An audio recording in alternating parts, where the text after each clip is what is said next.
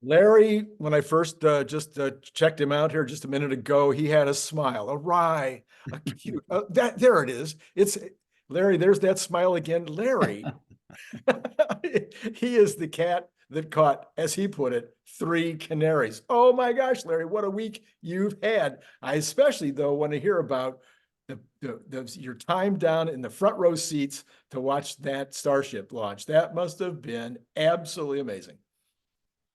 I have to tell you, Randy, it was almost like a religious experience. It is one thing to see the sight of this gigantic, and I have to say gigantic. I have seen a lot of rocket launches in my lifetime, a lot. Yes. I've seen the shuttle, I've seen Saturn V. I've seen some really big rocket launches, and I've seen umpteen, I shouldn't say umpteen. I've seen 5 or 6 Falcon launches. But nothing prepared me for the size of this thing lifting off. I mean, the day before I went down and actually went almost up to the launch pad. It is gigantic. It is just so gigantic. But taking off, I mean, but nothing prepared me for the shockwave. Yeah. That hit. You see this thing take off, actually fill the sky.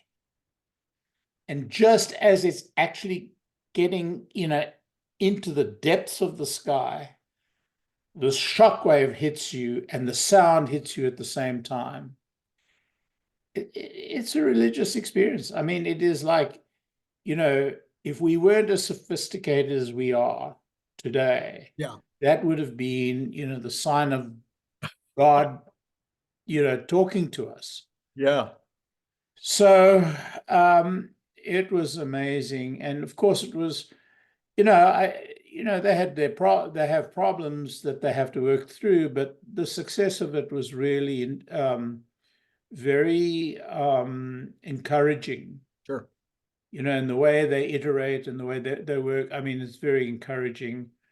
And then some of the video we saw coming back, in real time through Starlink, it was amazing. And seeing, that plasma field build around the rocket, this is very valuable science, very, very valuable science. So it was amazing. So that was, event 1. Canary number 1, right? Yeah.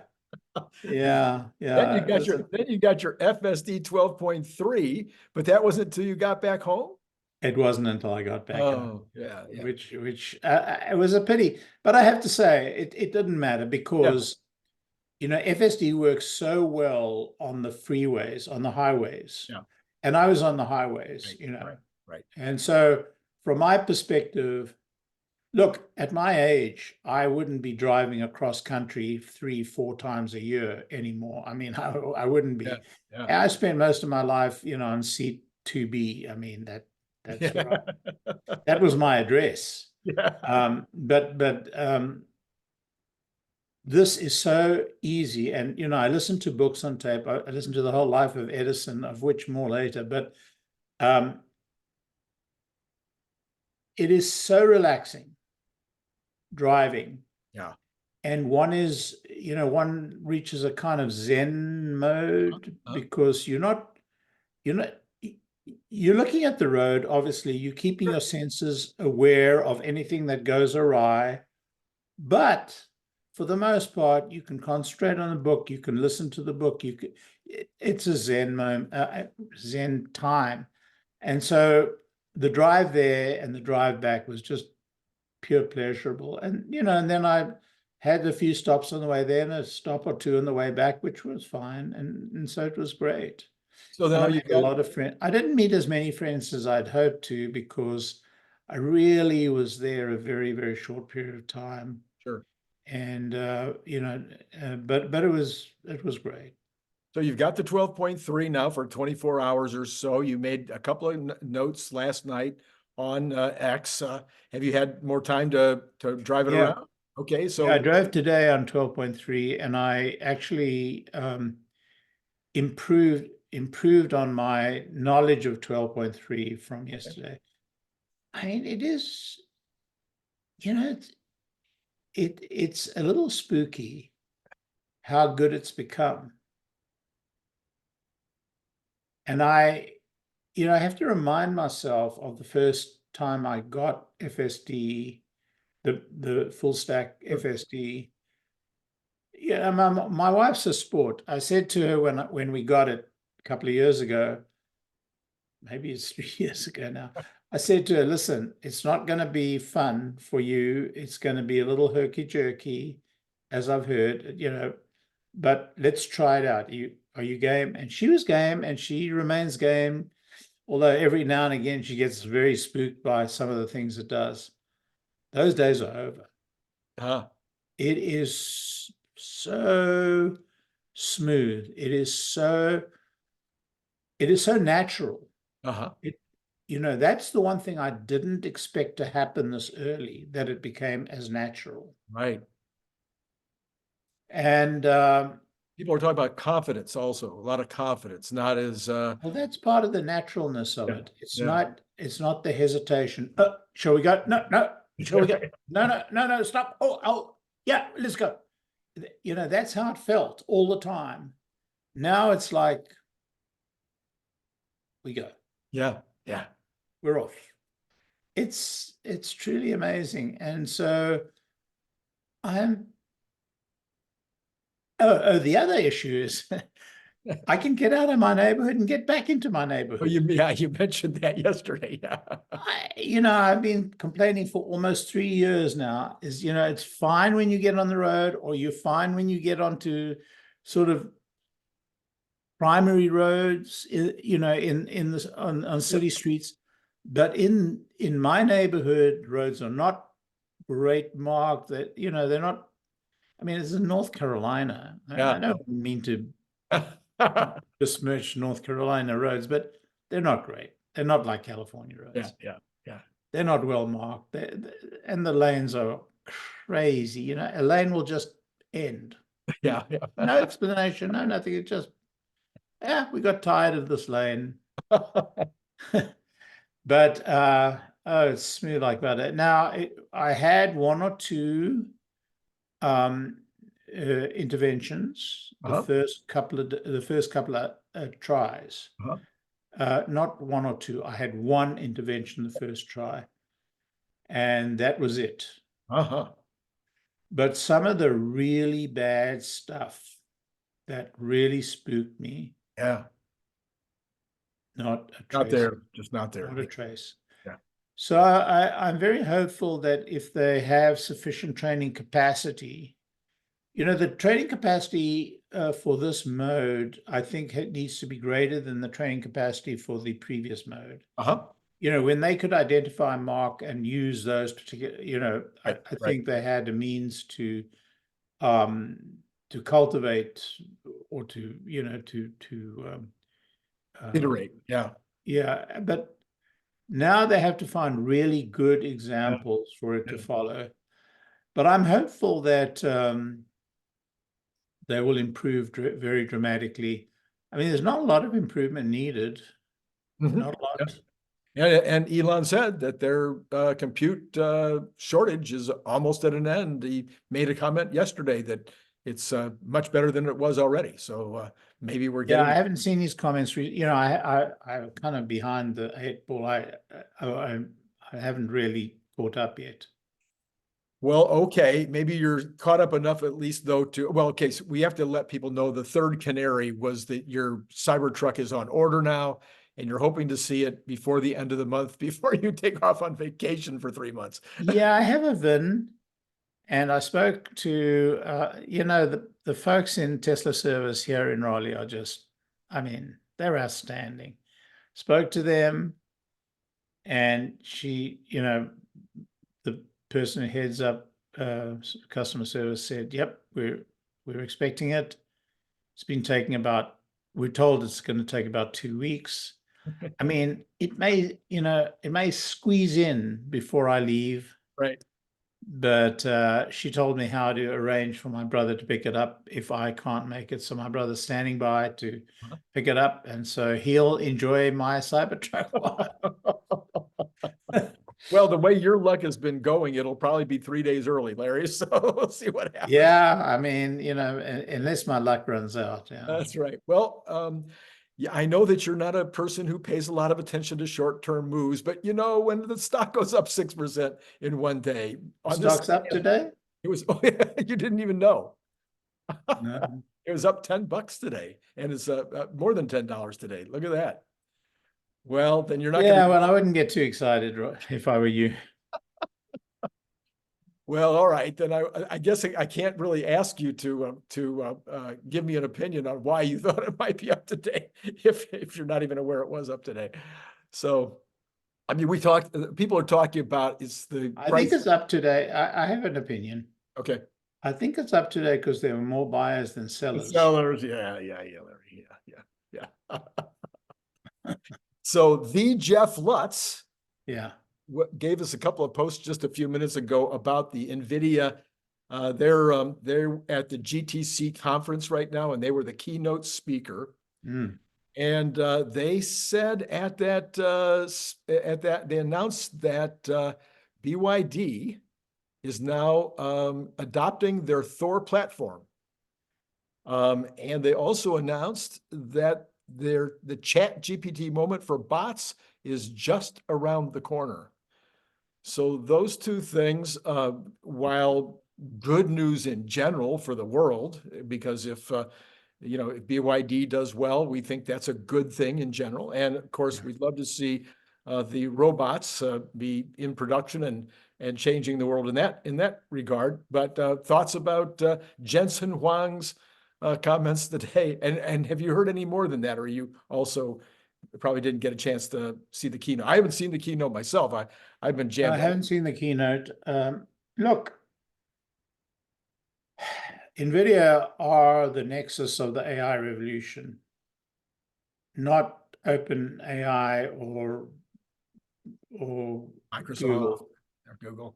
And I see Kathy Wood sold out of their Nvidia because she had been badly stung in the Cisco rout. Uh-huh. I don't know if you recall 20 Oh years yeah. ago. Oh no, it's all over the news today. People are actually on X are asking her why she's comparing Cisco and Nvidia when it's such two really different circumstances. Yeah. Well, I think it's the excitement. So I lived that period, and I remember the excitement over Cisco and how they were so dominant, and that it was they were going to own the internet. Sure. Much like Jensen owns the AI, and of course it crashed very badly within actually I was going to say a couple of years, but it may have been a couple of months. I don't think that's the case. I think she's misreading it. I think it's one of her, I think, I see it in myself. When I have a really bad experience, Yeah. I tend to, project that onto current circumstances. Mm-hmm. I mean, I think every one of us does. Sure, of course we do. And I think she's doing that to Nvidia, and she's missed, a very significant portion of its run.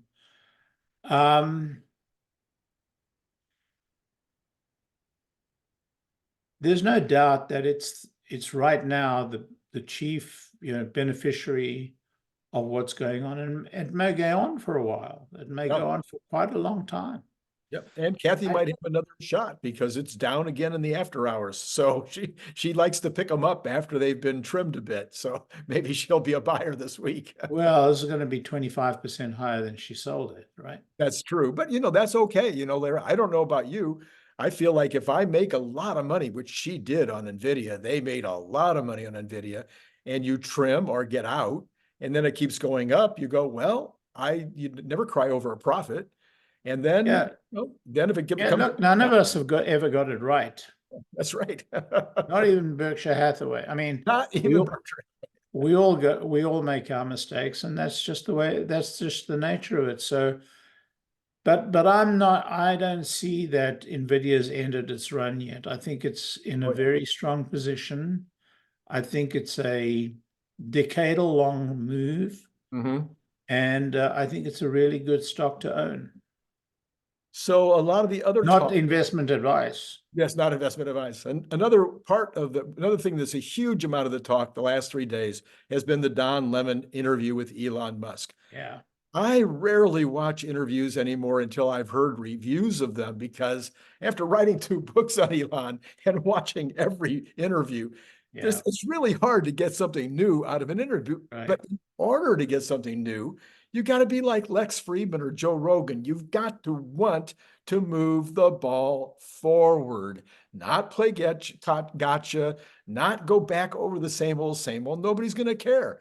So I can understand why people are saying that Don Lemon wasn't ready. He did not prepare well and didn't really do a great job. And some people are saying they understand why Elon would have fired him before they even got started. Did you listen to the interview, or are you just watching the reviews like me? I watched, because I was on tonight, I only managed to get about 10 minutes in. But I'll tell you an interesting story. I was on Kim Jarvis' program, YouTube channel. Huh? She's a lovely lady, and they're great people. And I had met them in Houston not Houston, in Austin, at the Cybertruck launch. And they invited me to come and see them when I was in Atlanta. And so I did. I hope I didn't, misread but they were lovely people and had a lovely interview. And during the interview, she said, "Well, what did you think of the Don Lemon interview?" I said, "Who's Don Lemon?" Which, I really didn't know who the Yes. guy was. And I'm learning, and then she told me what had happened in the Don Lemon interview. And look, I listened to the first 15 minutes. The guy came loaded for bear. I mean, he came loaded. And I haven't watched the whole thing yet, but I could see him baiting as best he could. Yeah. I don't like that kind of interview. I'm too sensitive now to these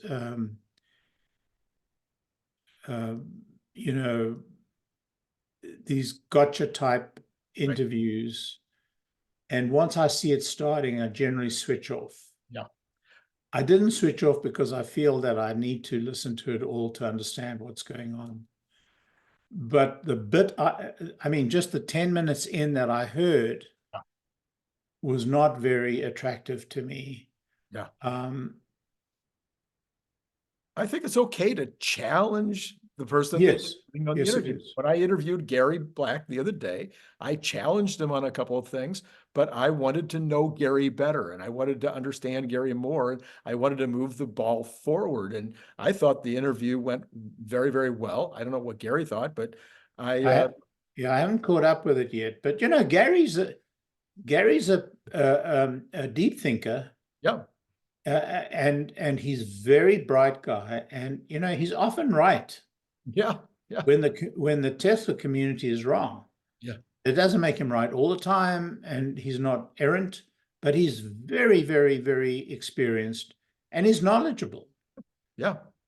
But what I heard from this guy was not pleasant. I did also catch a snippet about the one of the political pieces, a snippet of where he was baiting Elon. So I haven't heard the whole thing yet. Yeah. I haven't heard the whole thing yet, so I can't really comment other than I wasn't impressed with the little bit I heard. Well, reporting today were the home builders. So the home builders get surveyed once a month, and they want to know how confident are those home builders feeling about their business. And they actually were more confident than they've been since last summer. That was not surprising. It went positive for the first time since last July. Now that was by only 1%. So it was at exactly 50-50 last month, and now it's 51. But it was still a positive direction. And here's what they said. Buyer demand remains brisk. We expect more consumers to jump off the sidelines and into the marketplace if mortgage rates continue to fall later this year. But even though there is strong pent-up demand, builders continue to face several supply-side challenges, including even a scarcity of buildable lots and skilled labor and new restrictive codes that continue to increase the cost of building homes. Now, this has been the problem. I've talked about this. I don't think I've talked about it for 5 or 6 months, Larry, but I know a lot of builders. I've had them as my clients and friends.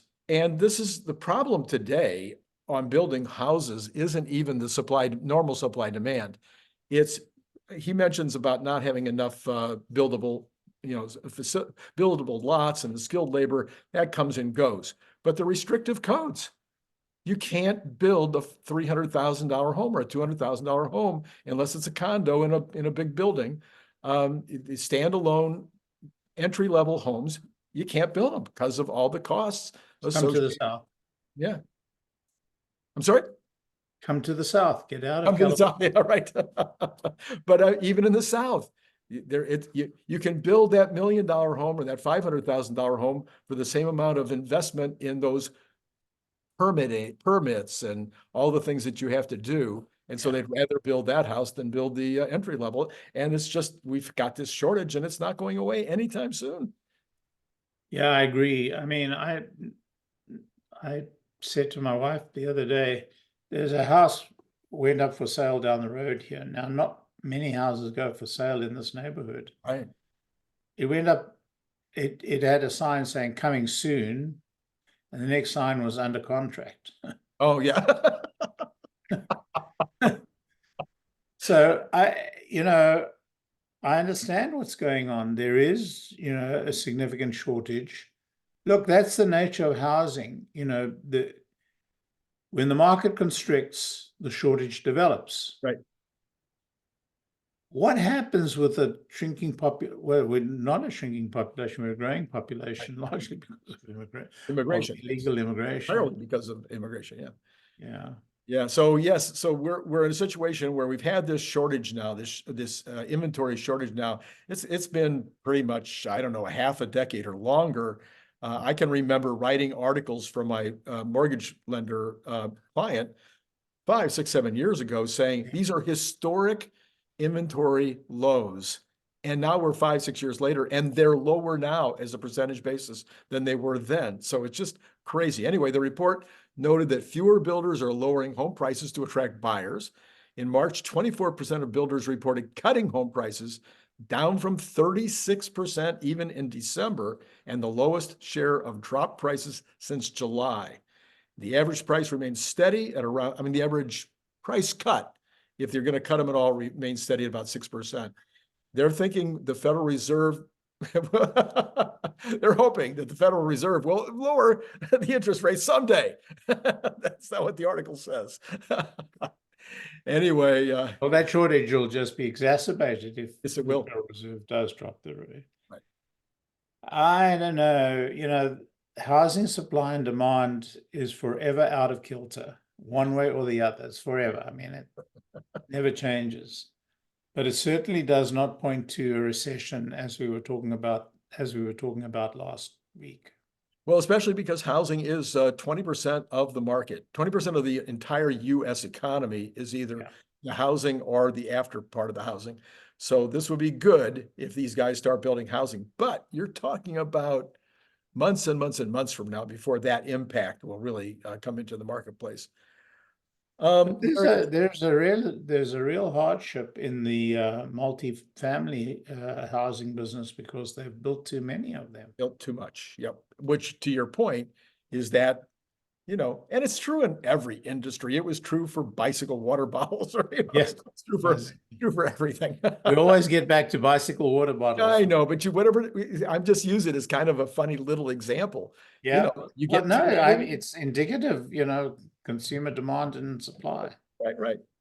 Well, Larry, this morning I promised my crowd that I would look into the large increase in Trueflation's number over the past week. It went from under 1.5% inflation to over 2.1 today. Holy mackerel. Yeah, and so I went in there and they had completely redone the entire website, and it's the worst navigation I have ever seen in my life. I've built, I don't know, 200 or 300 websites for my clients in the last 16 years. And the number one thing you want is good navigation. I mean, it's just before you do anything else is how are people going to get around the website once they get there? Navigation is just horrible. Anyway, after spending literally probably over an hour trying to find the content, I finally found it. And what they've done is they've changed it again. This is like, I don't That's know. 2 strikes against them. I think that they're going No, to fall off my focus it's getting list. harder and harder to trust what they're doing, Yeah. except maybe the trend lines. So anyway, to make sure that I go through with my promise, let's take a look at what I could get out of what I can see. So first of all, the increase in inflationary trends would only be about 2 points, or about from 1.9 to 2.1, not from the 1.36 or what it was all the way to 2.13, because the rest of it was changed for the entire 2 or 3 weeks. But what I found was absolutely fascinating, as far as I'm concerned anyway. Even in the trends, food and food away from home are moving up rapidly, like Really? yes. And this was surprising to me. And if they're right, this would be probably partially due to oil, probably, partly due to other transportation costs. Oil has changed over the last year. Yeah, oil has, over the last year, it's gone down, but now it's back up again, Larry. It's at 81, 82. But, the range has been 70 to 80. Yeah, I know, but gasoline, well, I'll show you. When we get down to transportation, I'll give you the numbers, all right? But food and food away from home, really significantly moving. Owned dwelling, of course, we know that, up 6% they're showing. Rents, they had that at 0. You probably looked at it, Larry. I know I've shown it on. We talked about it. It was at 0, and now they're showing it at 2%. That's a big difference. That's a very big difference. Lodging, the last time I looked, was -6%. I'm sorry, they're showing -6%, but the CPI is nowhere near that number. CPI is showing that is going up. They're showing it down 6%. But the CPI is lagging by about 6 to 8 months. But on lodging, you would think that would be one they would get. No, because they look at rents signed a year ago. No, but I'm talking about lodging. I'm talking about lodging like at Holiday. Hotels. Yeah, hotels. They should be able to get that information. No, lodging should be, it should be up to date. Lodging, they haven't shown that. But I will say that being on the road this last 2 weeks, lodging is up. Okay. Yeah, and they're showing it -6. Gas, here's this. Now listen to this, Larry. Gas and motor oil had been showing down 25%, -25%. So that was obviously really pulling the number down. So just a couple of months ago, down, this is gasoline now and motor oil. Now it's down 1%. So that is a dramatic increase in the cost of the fuel that is moving our food and going into every other product because of transportation. So the Federal Reserve made a good call not to put too much store by these numbers. Possibly. Public transportation, that was showing negative. They've changed that to positive too. So that was another thing, which I was thinking, look, it looks like that's good. But now again, if gas and oil are going up, public transportation would follow. Vehicle purchases down 2.4. I think that's about what we might have thought. And now listen to this one. Natural gas, they're showing it rebounding at retail, even though we see natural gas staying neutral. And actually, there was an article I did this morning on the show talking about home heat being down 9% in January. Or was it February? January, February, I can't remember which now. So again, I'm just not sure. They did show, they did change the health from down 1.5 to up about 2%. And I was trying to figure out why that wasn't showing, because we had been warned last year that there was going to be changes in the way health insurance was done not necessarily an actual in your pocket you would notice, but something in terms of the way the stats were going to be dealing. And so there was supposed to be like a 1% change, and I never saw that showing up in the numbers. But then there's this one. This is the one that I'm completely dumbfounded by. Durables are still showing up 3%. Now, this is the category that is the most under strain, according to everybody you talk to, is the durable good. And yet it's still showing up 3%. So I have so much for the overstock position of retailers. Yes, well, exactly. That doesn't compute. Doesn't compute. So like you say, I've lost a little respect again for Trueflation. I don't know what's going on. I don't know why these numbers are all over the place like they are, but I did need to report it because I want to be as transparent as possible what I'm actually seeing as opposed to what maybe people are saying. So anyway, that is, did you see anything else today, Larry, in your travels that you needed to report on today before I take a look at the market? Amazing number of Teslas on the road, I will tell you that. Yeah. I mean, once you get into Missouri, Mississippi, and Alabama, Yeah. not as much. But even when you get to Alabama and you get to the larger cities, Auburn, Alabama, plenty of Teslas. I was very impressed to see the Kia battery plant is up and running. Oh, Hyundai looks very good.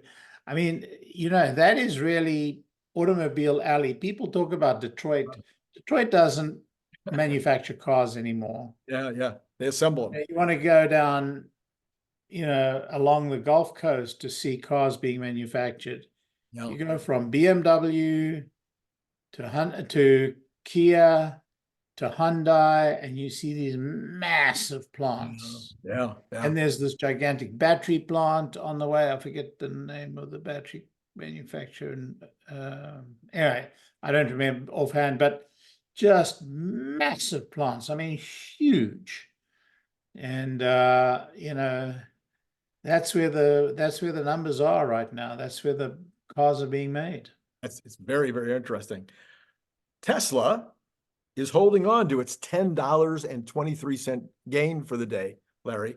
It's down 22 cents in the after hours, but still hanging in there. I know I don't follow Nvidia for this channel, but I did think it was interesting today that it was up 618, but after the talk, down 15.55 in the after hours. Down $15? Down $15 in the after hours after the talk.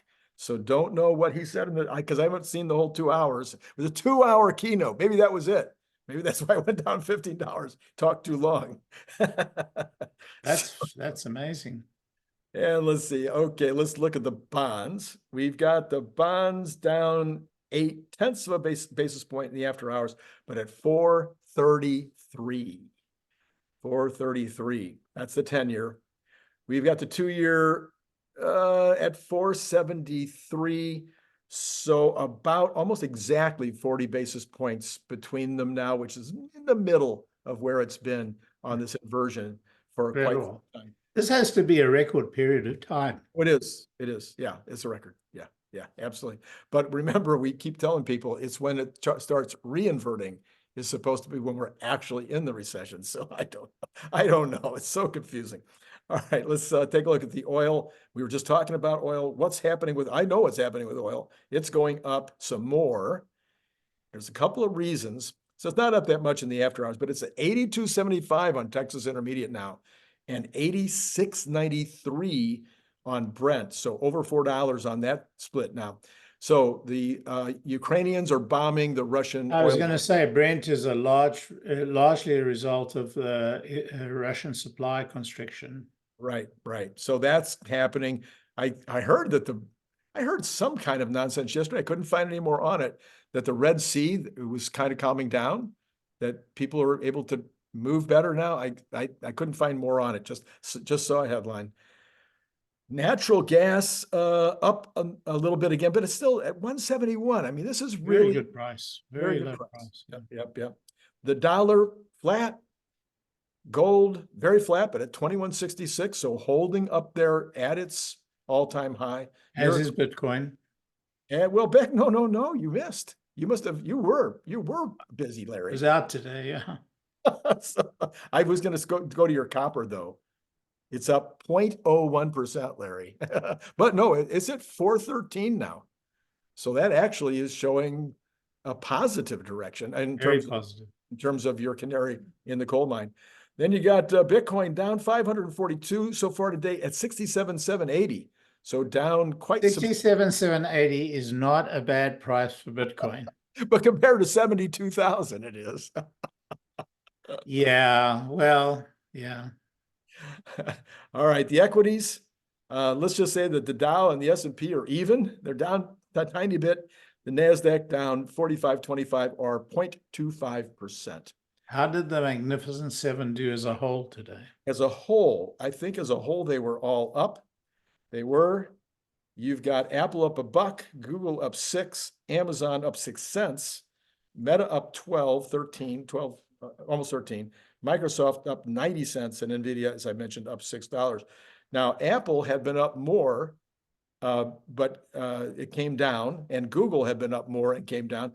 They had announced their I was going to ask whether you've discussed Apple's surrender on your channel. Briefly. I mean, they've surrendered the car, they've surrendered the AI. I mean, Apple has become, it's kind of the kiss of death when Berkshire Hathaway invests in a high-tech company. Yeah, right. Well, but I think what you really have there, Larry, we've talked about this before. It's like a second generation manager running the place. He's going to get the numbers right. He's going to get the product out on the shelf. Gary Black must love him. He must love him. So Tim Cook, as long as he's running it now, you know what happens when the third generation comes in. Usually it's an alcoholic. So, so they're better off. They're better off with Tim than the next guy, I suppose. But hey, listen, Tim has enriched a huge number of people. I mean, yes, he's done a great job for that company. He's just not been a Steve Jobs. Right. I mean, I don't know if I've bored you with the story, but I listened to the story of Edison. Oh yeah, you mentioned. Yeah. Not one, but 2 biographies of Edison on my drive. Wow. And it's very interesting. I'm going to write up my impression of Edison versus Elon.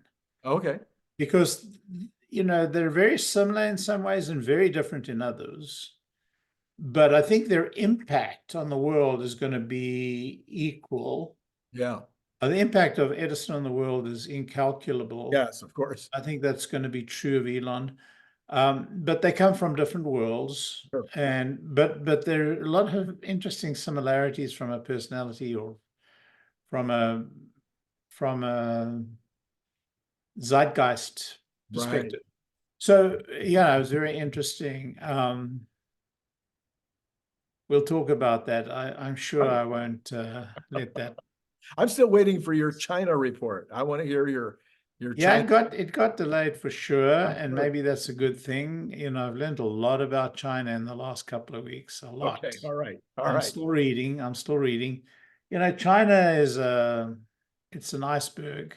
What you see at the top is just a very small proportion of what's going on at the bottom.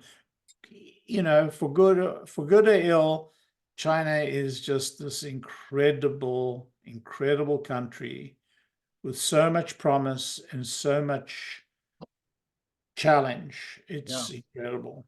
Yeah. Okay, Larry, I think we'll call it a day at that point. I hope your luck continues. Oh, this was all happening, of course, just before the day of luck, the Irish holiday of luck.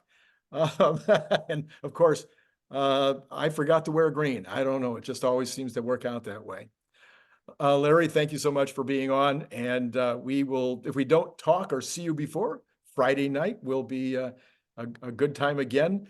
We managed to have good news today. Stock up $10.30. Can't do much better than that. What do you predict by Friday? Who knows? It's so. Thank you, Randy. At It's last. At last. I mean, they got the Fed speaking on Wednesday, so who could even guess what's going to happen between now and Friday? All right, Larry. Take Thanks care, so Randy. much. All right. And to all of you out there, it's been great talking to you.